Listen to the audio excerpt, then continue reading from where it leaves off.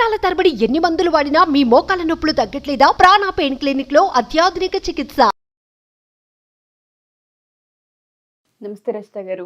నమస్తే ఉషా. చాలా మంది రిలేషన్లో ఉన్నప్పుడు కొంతమంది మనకు షేర్ చేస్తూ ఉంటుంటారు, ఎందుకో నాకు ఉండబుద్ధి అవ్వట్లేదు, రిలేషన్లో అసహ్యం వేస్తుంది అని చెప్తారు. భార్యలు భర్తల విషయానికి వస్తే విరక్తి వచ్చేసింది, ఇన్ని ఇయర్స్ నుంచి చూసాము, మా వల్ల అవ్వట్లేదు, అసహించుకునేంత స్థాయికి వెళ్ళిపోయామని మాట్లాడుతూ ఉంటారు. బట్ అవతల హస్బెండ్కి కూడా ఒక రకంగా ఇటువంటివి తెలిసినప్పుడు మానసికంగా కృంగిపోతారు. ఓహో, మేము ఇటువంటి వాటిలో తప్పులు చేస్తున్నామా? భార్య అసహించుకుంటుందంటే ఏ భర్తనూ తీసుకోలేరు. అంటే ఏ విషయాల్లో అంత విరక్తి వచ్చే అవకాశం ఉంటుంది అంటారు అసలు రిలేషన్షిప్? ఎందుకంటే ఇవాళ రేపు జనరేషన్కి తెలియాల్సిన అవసరం ఉంది, రిలేషన్లో ఎలా ఉండాలి ఏంటి అని. చాలామందికి తెలియదు ఈ బంధం గురించి కూడా, అందుకోసమని నేను అడుగుతున్నాను. Wonderful subject. As you said, ఒక పారామీటర్స్ లేవు. అంటే తెలియకుండా మేము బాగానే ఉంటున్నాం కదా అనుకుంటారు భర్తలు. అంటే వాళ్ళ ఉద్దేశంలో వాళ్ళు చాలా బాధ్యతలు నెరవేరుస్తున్నాము. అందుకే ఇక్కడ చాలా మందికి ఇద్దరు కొన్నేళ్ళు పెళ్ళయ్యాక అదో రకమైన జీవితం గడపడానికి ఏంటి అంటే, ఎవరికి వాళ్ళు త్యాగమూర్తులే, ఎవరికి వాళ్ళు సాక్రిఫైస్ చేసి వాళ్ళ జీవితాలను ఎవరికి వాళ్ళు కష్టపడుతున్నామనే ధోరణిలో ఉంటున్నారు. అసలు ఆ రెండు ధోరణి అక్కర్లేదు. ఇద్దరు అనుకుని ఇద్దరు మాట్లాడుకుని ఉంటే కనుక అసలు అది అందమైన అనుబంధం అనేది కూడా ఉంది మనకి. భార్యాభర్తల అనుబంధంకి అసలు ఎన్ని చెప్పుకున్నా తక్కువే. ఎందుకు అంటే, ఒక పిల్లలు తల్లిదండ్రులు 20 ఏళ్ళు 25 ఏళ్ళు పెంచి అయిపోతుంది, పిల్లల్ని 20-25 ఏళ్ళు పెంచితే వెళ్ళిపోతారు. మిగతా 50 నుంచి 60-70 ఏళ్ళు కలిసి ఉండేది ఎవరు? భార్యాభర్తలు. మరి దేంట్లో ఆ మనిషికి ఇప్పుడు భర్త అంటే భార్యకి అసహ్యం అని కలగడం అనే అంత దౌర్భాగ్యం అయితే, భర్తకు ఒక ఆ విషయం తెలిస్తే గనక మీరు అన్నట్టు సహించలేరు ఏ భర్త. అయితే మా భార్య అయితే చేసుకోదు అనే కాలరెగరేసుకొని చెప్పే లిస్ట్లో నువ్వు ఉన్నావా లేదా? లేదు, ఆమె అసహించుకోవడానికి మన ప్రవర్తన అలా ఉందా లేదా అనే చెక్ లిస్ట్లో మనం ఒక 4-5 చెప్పుకుందాం ఉషా. ఆ పారామీటర్స్ ఎవరిని అసహించుకుంటుంది? భార్య. అసలు భార్యకి భర్త అంటే ఒక రకమైన గర్వంగా ఎంటర్ అవుతుంది. ఎప్పుడు? పెళ్ళి 3 ముళ్ళు వేయించుకునేటప్పుడు అసలు నా రాజు గుర్రం మీద వస్తాడు అని మనకు చిన్నప్పటి నుంచి కథలు చెప్పారు. నన్ను బాధ్యత ఇలా మోస్తాడు, నన్ను ఇలా చూసుకుంటాడు, పట్టపురారి ఇలా. ఇదే అసలు ఫీలింగ్ లోపలికి ఎంటర్ అయ్యేటప్పుడు. అలా ఎంటర్ అయిన తర్వాత ఫస్ట్ అసహించుకోవడానికి మీకు వినడానికి చాలా సిల్లీగా ఉంటుంది. ఇప్పుడు నేను చెప్పవే విషయం చెప్తే ఇంకెవరికైనా చెప్తే కానీ నీకు అసలు బుద్ధి లేదు, దీనికా నువ్వు విసుకునేది, దీనికా అంటారు. కానీ ఈ విషయంలో వచ్చేంత అసహ్యము ఎక్కడా రాదు. ఏంటో తెలుసా? నస బ్యాచ్. అంటే ఎలా ఉంటారంటే, కూరగాయలు తీసుకొచ్చారనుకో, ఇన్ని కూరగాయలు ఎందుకు తీసుకొచ్చావు? పచ్చిమిరపకాయలు 4 పాడయ్యాయి అనుకో, ఒక 2 కూరగాయలు వేస్ట్ చేస్తున్నావా ఈ కూరగాయలు ఇంక అంటే అంటే ఒక ఎప్పుడు స్క్రూటినీ పెట్టి, పాలు పొంగాయి అనుకో బూతులు తిట్టడం, లేకపోతే కాఫీ తీసుకొచ్చే లోపల లేకపోతే కాస్త ఒలకడమో కింద అంటే అసలు ఒక నస అంటారు కదా. ప్రత్యక్షంగా నేను చూడడం కూడా జరిగింది. అంటే ఇప్పుడు ఒక పాలకూర తీసుకొచ్చాం, అవి 4-5 ఇట్లా ఆకులు కరబోతే తీసి పడేస్తాం కదా కొంచెం. ఇప్పుడు ఇది వేస్ట్ చేస్తావా అని తీసుకొచ్చేయటం. ఒకసారి ఊహించు, అదే నీ ఆఫీస్ పనుల్లోనో లేకపోతే నువ్వు ఎక్కడైనా పెట్టి పైసలు పోగొడితేనో ఇలాంటివి చేస్తే భార్య ఎంటర్ అయితే ఊరుకుంటారా? అది మొగోడి హక్కులాగా ఫీల్ అవుతారు. కిచెన్ ఎవరి హక్కు? ఆడవాళ్ళ. వాళ్ళకి తెలుసు మోతాదెంత. అప్పుడప్పుడు జరుగుతుంటాయి. నువ్వు ప్రతి దాంట్లో అట్లా నస పెట్టే వాళ్ళు ఉంటే ఎలా ఉంటుంది ఉషా? రోజు ప్యానిక్. అసలు మీకు ఇప్పుడు కూడా మనకి ఈ ఇంటెన్సిటీ మనకు జరగట్లేదు కాబట్టి మనం మోస్ట్లీ దాన్ని ఫీల్ అవ్వం. ఎవరైతే జరిగే వాళ్ళు ఉంటారో, ఇప్పుడు ఫర్ ఎగ్జాంపుల్ అన్నం వడ్డిస్తుంది, ఆ గిన్నెలో కొంచెం అన్నం మిగిలింది, అమ్మా ఇప్పుడు వేసుకుంటాడు నన్ను అంటే ఒక రకమైన భయంతో కూడిన అసహ్యం. ఎప్పుడైనా ఏదైనా భరించి దాటుతుందో అది తన మీద తనకు అసహ్యం, ఈ రిలేషన్ మీద అసహ్యం, ఆ ఎదుటి వ్యక్తి మీద అసహ్యం రావడం అనేది సర్వసాధారణం, ఏది ఉండాల్సిన రిలేషన్ అయితే. సెకండ్ వచ్చేసి ఇర్రెస్పాన్సిబుల్. ఎప్పుడైతే పిల్లల విషయంలో కానివ్వండి, లేకపోతే ఏ విషయంలో, అంటే ఇప్పుడు నీకు డబ్బు ఈ ఫీజు కట్టాలి ఫర్ ఎగ్జాంపుల్, కానీ ఈ ఫీజు కట్టకుండా నీకు సెకండ్ థర్డ్ది కూడా ఇందులో మిక్స్ చెప్పాల్సింది ఏంటంటే, ఈ బాధ్యత ఇర్రెస్పాన్సిబుల్ ఉండేవాళ్ళు మోస్ట్లీ ఏంటంటే అయితే వ్యసనాలల్లా ఇరుక్కుపోయిన వాళ్ళు ఉంటారు.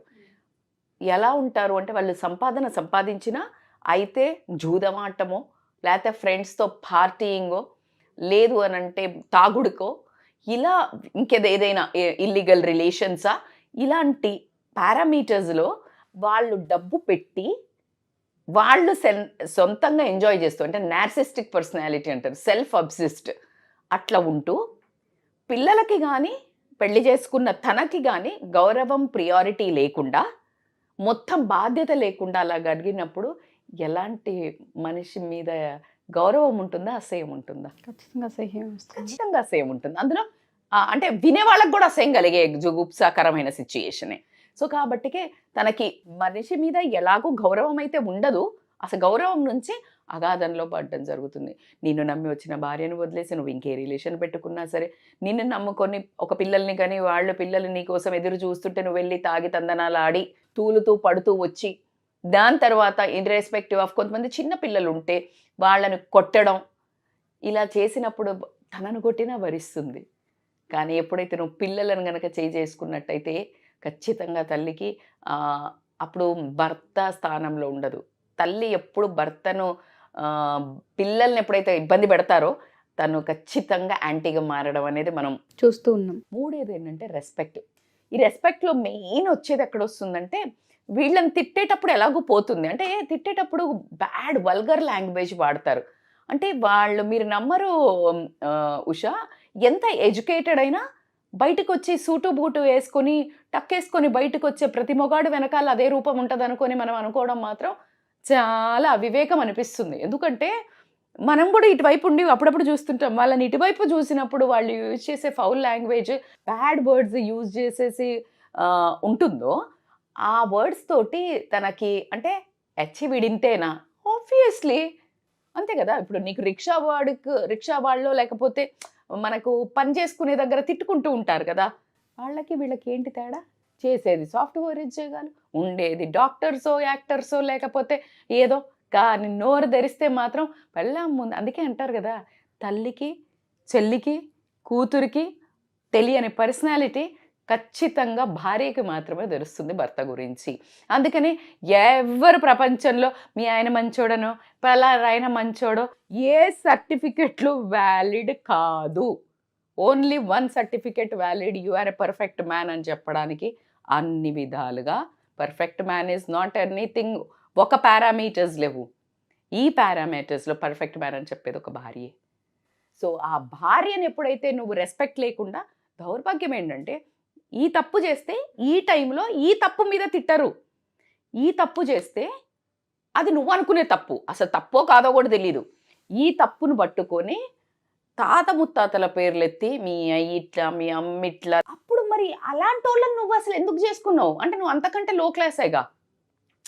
సో ఇలాంటి ఎప్పుడు ఇన్ని 10, 20, 30 సంవత్సరాలు పెళ్లి చేసుకున్నాక కూడా ఇలాంటి మాట్లాడినప్పుడు వాళ్ళ మీద గౌరవం ఎలా వస్తుంది ఉషా? వస్తుందంటారా? భార్య అమ్మా నాన్నని అనొచ్చు, కానీ భర్త అమ్మా నాన్నని అంటే మా అమ్మని అంటావా అని రేసు. అమ్మా నాన్న ఎవరికైనా అమ్మా నాన్నే కదా బా. వై నీ అమ్మా నాన్న గొప్ప ఏంటి, నా అమ్మా నాన్న గొప్ప ఏంటి? ఇద్దరు తల్లిదండ్రుల పొజిషన్ ఎప్పుడు ఎక్కడైనా ఉన్నతమైనదే. ఈ అమ్మాయి కోపం వచ్చినా వాళ్ళ తల్లిదండ్రులను అనకూడదు, భర్తకు కోపం వచ్చినా భార్య తల్లిదండ్రులను ఎత్తేది లేదు. ఇలా గనక రెస్పెక్ట్గా లేకపోతే ఖచ్చితంగా అసహ్యం అనేది మాత్రం కలగడం జరుగుతుంది. అన్నిటికంటే ముఖ్యమైనది ఏంటంటే ఎంతమంది ముందు ఎలా అంటే మాట్లాడుతుంటే తీసేస్తారు చూడు. అంటే చాలా నీచంగా. అంటే ఇప్పుడు ఫర్ ఎగ్జాంపుల్ లేకపోతే అది తీసుకురా, లేకపోతే ఆ ఫేస్ ఎక్స్ప్రెషన్ కానీ మాడ్యులేషన్ డామినేటింగ్, అంటే ఒక పని అమ్మాయికి చెప్పినట్టో పనోళ్ళకి చెప్పినట్టో మాట్లాడినప్పుడు అటు వెళ్ళుకుంటూ ఆ లేడీ వాయిస్ ఏముంటుంది కదా, ఎప్పోరా, ఇన్నర్ వాయిస్ వినాలనుకునే ధైర్యం ఉన్న మగాళ్ళకైతే చెప్పచ్చు మనం ఏంటంటే ఎప్పోరా, నోరు మూసుకోరా, పోయి తెచ్చుకోరా, ఇవి ఉంటాయి. నీకు భార్య అని సమానంగా ఈక్వల్గా చూడమని నేను ఎప్పుడూ చెప్పను, విచ్ ఈజ్ హైలీ ఇంపాసిబుల్. అలా అని మీరు తక్కువ చేసి చూడమంటారా మేడం అంటే అసలు సమానం అనే గొడవే లేదు అంటున్నా నేను. ఎప్పుడు సమానం వస్తుందంటే ఎప్పుడైతే అబ్బాయిలు కూడా ప్రెగ్నెంట్ అవ్వడం మొదలు పెడతారో అప్పుడు సమానత్వం వస్తుంది. అప్పటిదాకా అసలు ఈక్వల్ ఇదంతా వేస్ట్ ముచ్చట. ఎవరు అమ్మాయిలను ఎందుకు ఈక్వల్గా అంటే వీళ్ళతో మేము సమానం అని చెప్పేసి జీన్స్ వేసుకొని బయలుదేరి ఈ కాదు అసలు సమానత్వం. సమానత్వం ఏంటంటే you become financially independent, that you can stand on your own feet and respect. నువ్వు ఏదైతే అడుగుతున్నావో ఆ డబ్బు అడిగినప్పుడు ఉండదు కాబట్టికే నువ్వు కూడా అలా ఒక హుందాగా ఉంటుంది అనే ఒక భావంతో అమ్మ వాళ్ళం. కానీ ఇలా ఈక్వాలిటీ ఎవరు అడగట్లే. కానీ మినిమం మేనర్స్, మినిమం రెస్పెక్ట్. నువ్వు బయట ఎటు ఒక కార్ డోర్ తీస్తే ఒక హోటల్లో ఒక సర్వర్కి ఇచ్చే రెస్పెక్ట్ కూడా భార్యకి ఇయ్యనప్పుడు భార్యకి అసహ్యంగా ఏం కలుగుతుంది చెప్పండి? రోజువారీగా నీకు వడ్డించి, రోజువారీగా నువ్వు చేసిన బట్టలు పట్టలు అన్ని చేసి నీకు మూతి దాకా నోటి దాకా తీసుకొచ్చి పెడుతుంటే నువ్వు ఆమెను పని ఆమె కంటే ఎక్కువ చూసినప్పుడు లోపల ఎలాంటి భావనలు, ప్రేమ ఎక్కడి నుంచి వస్తుంది? ఒకసారి క్రాస్ చెక్ చేసుకోండి. How you treat your wife? Are you responsible? నసబ్యాచా? సాగదీసి చంపుతున్నావా? రోజు అసలు నువ్వు వస్తున్నావు అంటే అబ్బా వచ్చాడురా నసగాడు అనుకుంటుందా? Just cross check. నీ పిల్లల బాధ్యతను, నీ భార్య బాధ్యతను నిర్వర్తిస్తున్నావా? ఈ టైంను, వాల్యుబుల్ టైంను నీ పిల్లలకి, నీ భార్యకి ఇస్తున్నావా? లేకపోతే తాగుడికి, తందనాలకి, దోస్తులకు అడ్డమైన దోస్తులు ఎంబడి తిరుక్కుంటా ఎప్పుడు దోస్తులను తిడుతుంటాం మనం, విచ్ ఇస్ వెరీ రాంగ్. నీ బుద్ధి ఎక్కడ పోయింది? వేరే వాళ్ళు స్పాయిల్ చేసిన నీ కన్నా పిల్లలను, భార్యనే వదిలేసి నువ్వు బయట తిరిగేవాడికి, నీకు వీళ్ళ ప్రియారిటీ లేనన్న వాడికి అసలు ఏం చెప్తాం? అసలు వాళ్ళకి చెప్పే అవసరమే లేదు, నీకే లేదు. వాడికి ఎక్కడ ఉంటుంది? వీడి కుటుంబం పాడైపోతుందని. సో కాబట్టి క్రాస్ చెక్ చేసుకోండి. ఎందుకంటే the beautiful relation wife and there is no doubt. Mohan Babu భలే చెప్తాడు కదా, wife and husband relation should not be a fish and fisherman, it should be a fish and water అని. So అలాగా అద్భుతమైన relation. Fish అంటే నీళ్లు లేకపోతే చేప బయటకు వస్తే చచ్చిపోతుంది. భార్య ప్రేమ లేకపోయినా, భర్త ప్రేమ లేకపోయినా విలవిలలాడతారు. అది మానవ సహజం. కానీ అలవాటైపోయి ఒక రకమైన బాధతో, నిస్సహాయతతో, నిర్లిప్తతో బతుకుతున్నారు. బోత్ ద జెండర్స్ అనుకోవచ్చు. బట్ అందుకనే letters correct this. Why not? It is not so late. It's okay. మనుషులతోటే తప్పులు జరుగుతాయి. ఒక ఆగంలా, తెలియనితనంలా వెళ్ళిపోతుంటాం. ఈ వీడియో చూసిన వాళ్ళకి అట్లీస్ట్ నేనైతే రిక్వెస్ట్ చేస్తాను, నేను ఎవరికి అబ్బాయిలు ఇలానే ఉన్నారు, అమ్మాయిలు భర్తలు ఇలా, భార్యలు ఇలా చెప్పట్లే. ఈ వర్గంలో ఏమన్నా ఉన్నామా ఒకసారి చెక్ చేసుకుంటే అందమైన రిలేషన్ అయితే ఉంటుంది కదా. ఎగ్జాక్ట్లీ. సో హ్యాపీగా బతకండి అబ్బా. చిన్న జీవితం, అందమైన జీవితం. స్మైల్ చేస్తూ ప్రశాంతంగా ఒకసారి ఊహించుకోండి. ఏ కష్టం లేకుండా భార్యను రాగానే చక్కగా ఒక హగ్ చేసుకొని, ఒక రెస్పెక్ట్ ఇచ్చి, ఒక టీ తీసుకొని ఇచ్చి అంటే కత్తం, నీకు ఆ రోజంతా ఆహా స్వర్గసీమనే ఇల్లు. అలా ఒక మనిషిని రెస్పెక్ట్ చేస్తే భార్య కూడా తృప్తిగా, ఆనందంగా, మీకు మనస్సు పూర్తిగా సేవలు అందిస్తూ ప్రేమగా ఉండడం జరుగుతుంది. మీరు అదే కదా కోరుకునేది. భర్తలు ఏం కోరుకుంటాడు? ఎప్పుడు స్మైల్, గృహలక్ష్మి అందంగా ఉండి మంచిగా స్మైల్ చేస్తూ వచ్చి చెయ్యాలనుకుంటావు. మరి నీ ప్రవర్తన అర్హుడివా కాదా? దానికి ఒకసారి ఆలోచించు. Thank you so much Rachitha గారు. సో ఎవరికైనా సరే రిలేషన్స్కి సంబంధించి ప్రాబ్లమ్స్ ఉన్నాయి, కమ్యూనికేషన్ ప్రాబ్లమ్స్ కొంతమందికి ఉంటుంటాయి, కొంతమందికి అండర్స్టాండింగ్ లేక చాలామంది ప్రాబ్లం ఫేస్ చేస్తూ ఉంటుంటారు. కొంతమంది పేరెంటింగ్లో ఎస్పెషల్లీ పిల్లలకి సంబంధించి కొన్ని ప్రాబ్లమ్స్ ఫేస్ చేస్తుంటారు. అపాయింట్మెంట్ తీసుకోవాలి అనుకుంటే మీరు యాక్సెప్ట్ చేసే అవకాశం ఉంటుంది అంటారా? ఆన్లైన్ కానివ్వండి, ఆఫ్లైన్ కానివ్వండి. తప్పకుండా ఉషా, మీరు చూస్తున్నారు మన దగ్గరికి కాలేజ్ పిల్లలు ఇట్లాగే కొంచెం దూకుడు మీద ఉన్నారు, టీనేజ్ ట్యాంట్రమ్స్ ఉన్నాయని, తర్వాత అమ్మాయిలు లవ్ విషయాలలో అని మనకి కౌన్సిలింగ్లకు ఆల్రెడీ వస్తున్నారు. మీరు చెప్పండి మేడం వింటారు అని. అండ్ లక్కీలీ పిల్లలు కూడా నన్ను ఒక అంటే వాళ్ళ ఇంట్లో ఒక అక్కగానో ఒక అమ్మగానో అనుకుని వాళ్ళు మారడం జరుగుతుంది. It's a happiest things I want to share with every one. And మనకి అప్రిషియేషన్ కాల్స్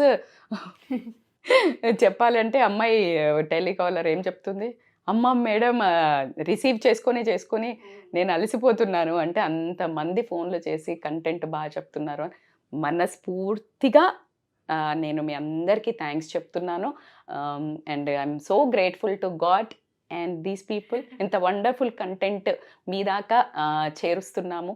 సో మీరందరూ కూడా దీన్ని ఎటువంటి మీరు ఇప్పుడు నేను అన్న వాటిలలో ఫిట్ కాకపోతే మనసుకు తీసుకోకండి. ఎవరైతే ఫిట్ అవుతారో కరెక్ట్ చేసుకుంటే అందరం హ్యాపీగా లీవ్ చేస్తామని ఒక చిన్న ఆశతో ఈ ప్రయత్నం. Thank you ma'am. Thank you so much. Thank you so much Usha. So ఎవరైనా సరే మా ఈ వీడియో చూసిన తర్వాత ఎస్పెషల్లీ రిలేషన్షిప్కి సంబంధించి ప్రాబ్లమ్స్ ఉన్నాయి, కమ్యూనికేషన్ తీసుకున్న, అండర్స్టాండింగ్ లెవెల్స్ తీసుకున్న, పిల్లలకి సంబంధించిన ఇష్యూస్ ఉన్నా రజిత గారు అయితే అవైలబుల్గా ఉంటారు. ఆన్లైన్ ఆర్ ఆఫ్లైన్ 2 అపాయింట్మెంట్స్ తీసుకోవడం జరుగుతూ ఉంటుంది. కింద స్క్రోల్ అవుతున్న కాంటాక్ట్ నెంబర్ని కాంటాక్ట్ చేస్తే మీకు డీటెయిల్స్ అందిస్తారు. Thank you.